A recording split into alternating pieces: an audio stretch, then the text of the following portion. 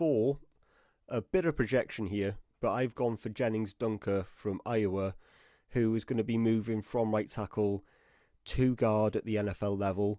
There's absolutely no way this guy's being trusted to play tackle, but I think what he offers you could be really, really good inside. So he's powerful, he's a heavy-handed blocker with outstanding play strength and a really nasty demeanour, which you would expect from Iowa offensive linemen.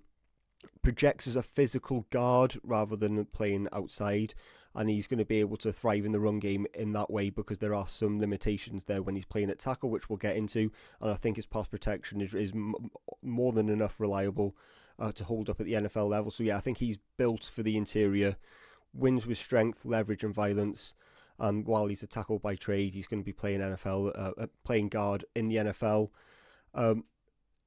I'll start with the weaknesses with him because he is a proper rugged Iowa bruising tackle who wants to punish players, but he's let down in some respects because while that power is going to transition inside, that he just can't operate it enough at tackle because of his athleticism. He has no athletic ability whatsoever, and his feet are almost churning as he's as he's a puller, that his feet get stuck far underneath him because he just can't get to where he needs to on time. That he gets, I suppose I'm reluctant to use the word slow, but he is compared to everyone else on the field. He's just a step behind because of that speed, and that limits his footwork. So against speed rushers, they can stress his outside because of that lack of foot quickness to be competitive off the edge, and it's one of the main reasons why he's going to be inside. But why that's going to work is because he's really heavy with his hand usage, so he's really punching. He has shocking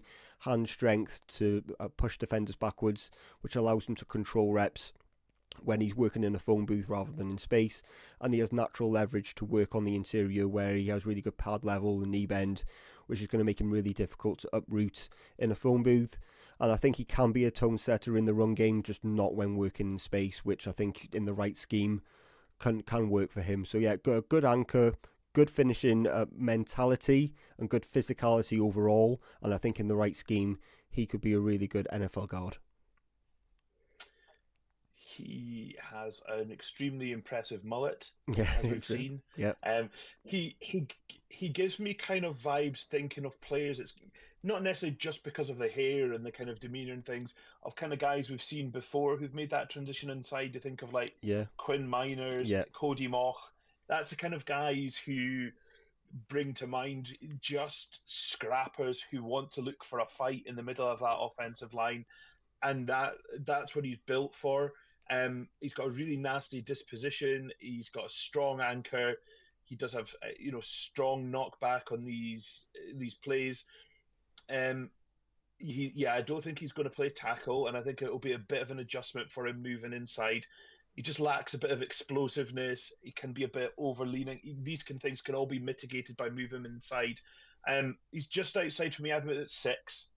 But again, yeah, I think he'll be a fun player to watch at the NFL level. I like these types of guards who are just scrappy and up for causing a bit of chaos in the middle of there. And Jennings Dunker certainly fits that mold.